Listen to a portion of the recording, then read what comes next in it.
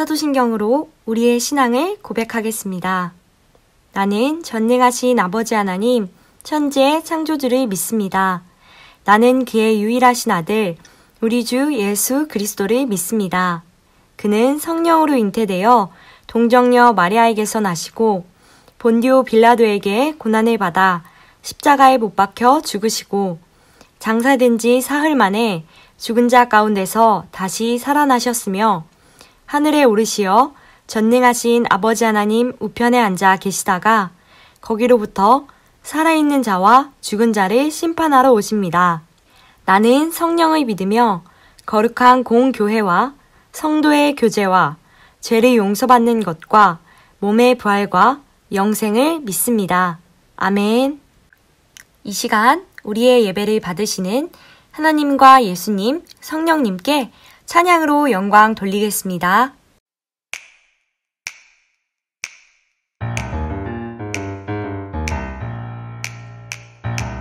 기뻐하고 즐거워하라 하늘의 상이 큼이라. 기뻐하고 즐거워하라 하늘의 상이 큼이라. 신명이 가난한 자 복이 나니 천국이 그들의 것이요. 애통한 자 복이 나니 위로를 받을 것이요. 온유한 자 복이 나니 땅을 기업으로 받을 것이요. 예주리고 목마른 자 복이 나니 배부를 것이요. 긍휼히 여기는 자 복이 나니 긍휼히 여김을 받을 것이요. 마음이 정결한 자 복이 나니 하나님을 볼 것이요. 화평하게 하는 자 복이 나니 하나님의 아들이라 일컬음을 을을 위하여 박해받는 자 복이 나니 천국이 그들의 것이요. 기뻐하고 즐거워하라 하늘의 상이 큼이라. 기뻐하고 즐거워하라 하늘의 상이 큼이라. 선의에서 하신 예수님 말씀.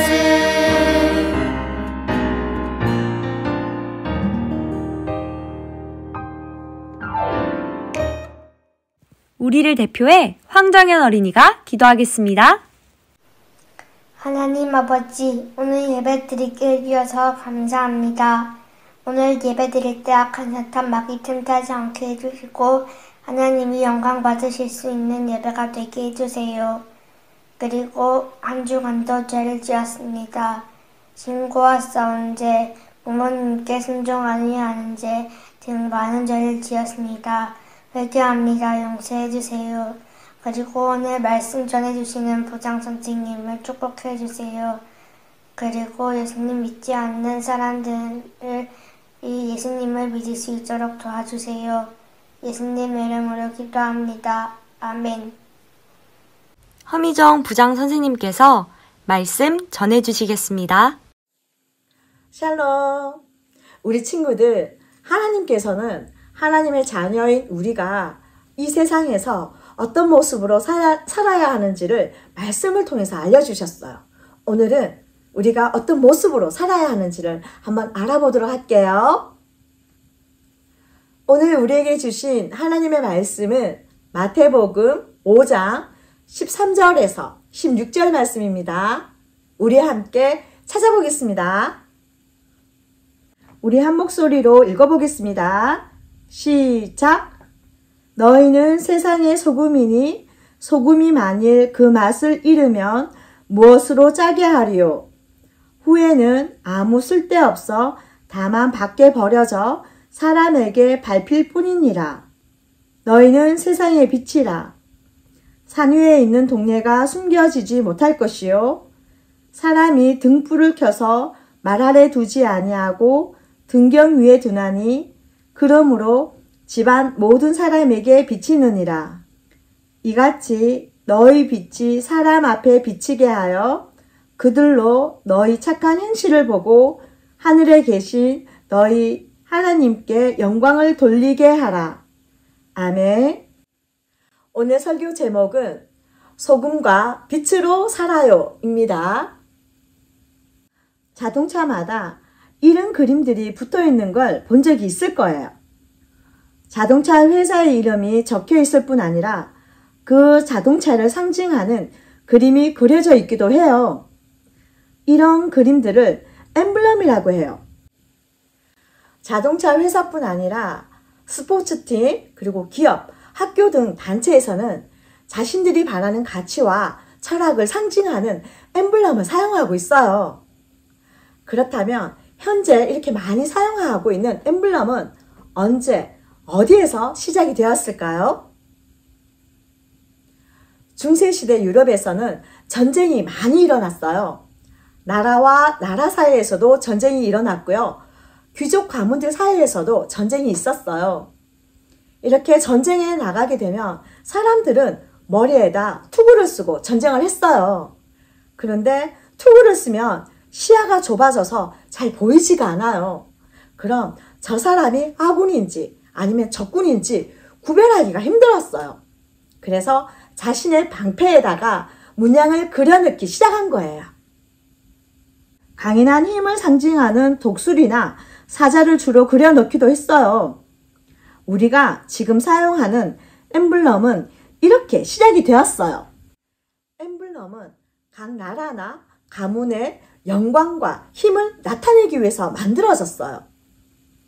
사람들은 깃발과 방패에 새겨진 엠블럼을 보면서 그 사람이 어느 나라, 어느 가문에 속한 사람인지 서로 확인할 수 있었어요. 그래서 엠블럼은 멋지고 화려해야 했어요.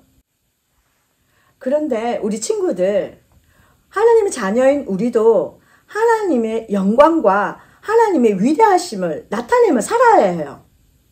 하나님께서는 우리를 통해서 살아계신 하나님이 세상에 드러나기를 원하시는 거예요. 우리는 하나님을 나타내는 엠블럼이라고 할 수가 있어요. 그럼 우리는 어떻게 하나님의 영광을 나타낼 수가 있을까요? 하나님의 영광을 나타내기 위해서 우리는 어떻게 살아야 할까요? 오늘 이 질문에 대한 답이 하나님의 말씀 속에 있어요.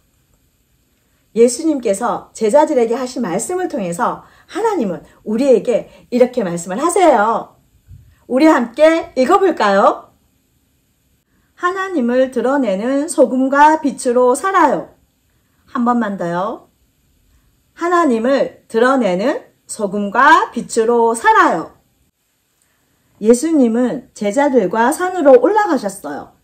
그리고 그곳에서 제자들에게 하나님 나라의 백성이 누리는 행복에 대해 말씀하셨어요. 마음이 가난하여 언제나 하나님을 찾는 사람, 그리고 하나님의 마음으로 다른 사람을 긍휼히 여기는 사람은 하나님 나라 백성으로 행복을 누릴 수 있다고 말씀하셨어요. 이어서 예수님은 제자들에게 이렇게 말씀하셨어요. 너희는 세상의 소금이다. 예수님께서는 왜 제자들이 세상의 소금이라고 말씀을 하셨을까요? 우리 일상 속에서 소금은 정말 필요하기 때문이에요. 먼저 소금은 음식에 짠맛을 내요. 만약 모든 음식에서 소금을 뺀다면 우리는 맛있는 음식을 먹는 기쁨을 잃게 될 거예요. 또한 소금은 상하기 쉬운 음식이 빨리 상하거나 변질되지 않도록 막아주어요. 그래서 생선을 소금으로 절이면 오랜 시간 보관할 수 있어요. 예수님은 하나님을 믿는 우리가 바로 세상에서 소금의 역할을 한다고 말씀하신 거예요. 소금이 음식에 짠맛을 내서 사람들에게 유익을 주는 것처럼 예수님의 제자들은 이 세상에서 다른 사람에게 유익과 기쁨을 줄 수가 있어야 해요. 그리고 소금이 음식이 상하는 것을 막아주는 것처럼 예수님의 제자들은 이 세상이 큰 죄로 물들지 않도록 또한 지키는 역할을 할 수가 있어요. 또 예수님은 말씀하셨어요. 너희는 세상의 빛이다. 예수님은 왜 제자들이 세상의 빛이라고 말씀하셨을까요? 예수님께서는 왜 제자들이 세상의 빛이라고 말씀하셨을까요? 우리 친구들, 빛이 없는 세상을 한번 상상해 볼까요? 너무 불편하고 위험해서 일상생활이 불가능할 거예요. 빛은 우리에게 꼭 필요한 것이에요. 어둠을 몰아내고 세상을 환하게 밝히기 때문이에요. 그래서 빛은 절대로 숨길 수 없어요. 어디에 있든 빛은 드러나게 되어 있어요. 예수님은 하나님의 자녀인 우리가 바로 세상을 밝히는 빛이라고 말씀하셨어요. 세상은 죄로 물들어져 있어요. 사람들의 마음은 탐욕, 이기심, 질투, 분노로 가득 차 있어요. 다른 말로 하면 사람들의 마음과 세상은 죄로 인해 어두워져 있어요. 그렇다면 친구들, 이 어두움을 물리칠 수 있는 것은 딱 한 가지가 있어요. 과연 무엇일까요? 맞아요. 빛이에요. 놀랍게도 예수님은 우리가 바로 세상의 어둠을 몰아내는 빛이라고 말씀하셨어요. 그런데 우리처럼 이렇게 평범한 사람이 어떻게 세상에서 빛과 소금의 역할을 할 수가 있을까요? 예수님은 이렇게 말씀하셨어요. 우리 마태복음 5장 16절에 있는 말씀을 함께 읽어보겠습니다. 시작! 사람들이 너희의 착한 행실을 보고 하늘에 계신 너희 아버지께 영광을 돌리게 하여라. 아멘. 우리는 평범한 사람이에요. 그래서 많은 사람들이 두려워하는 전염병의 문제를 금방 해결할 능력도 우리에게는 없어요. 그리고 지구 온난화의 문제를 해결할 수 있는 답도 찾기가 힘들어요. 하지만 우리가 하루하루 삶 속에서 착한 행실을 할 수가 있어요. 우리가 이렇게 착한 행실을 통해서 빛과 소금의 역할을 할 수 있다고 성경은 말씀하고 있어요.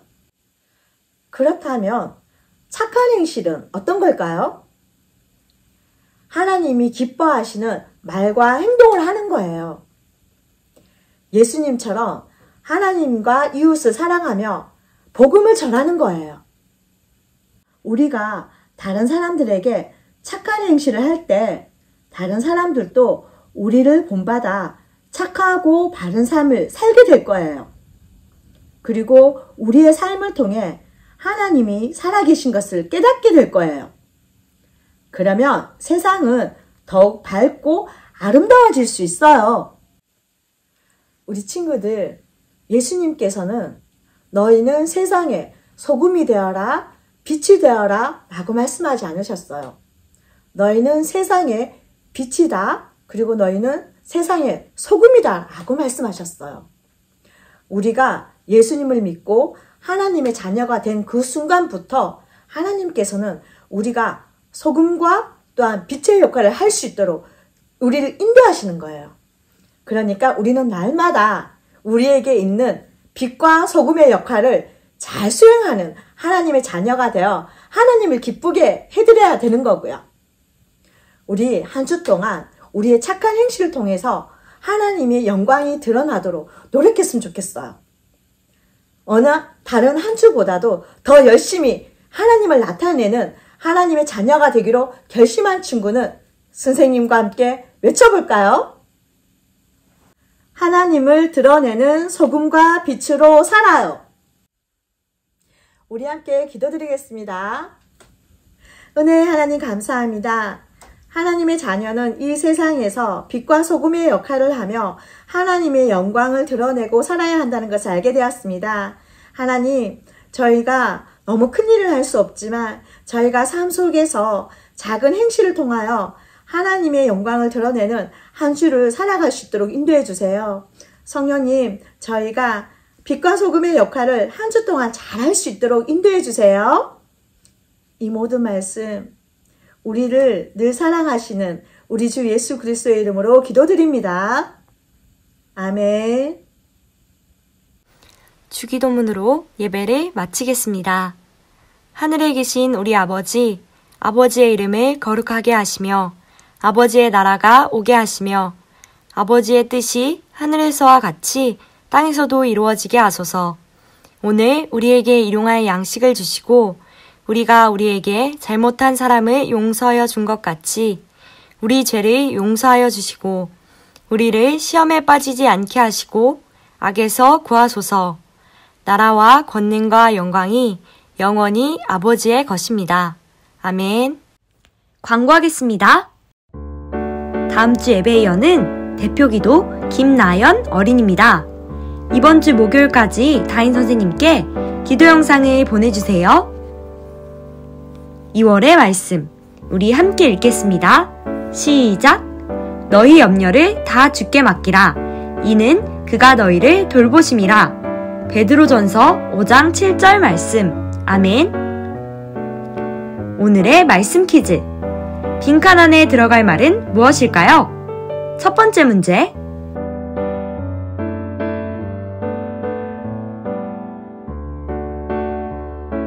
두 번째 문제.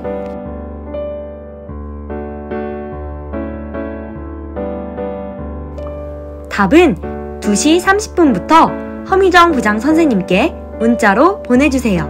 정답을 보내준 친구에게는 달란트를 주겠습니다. 말씀 실천하기. 말씀을 기억하며 저번 주에 내어준 미션을 잘 수행한 친구들을 소개합니다.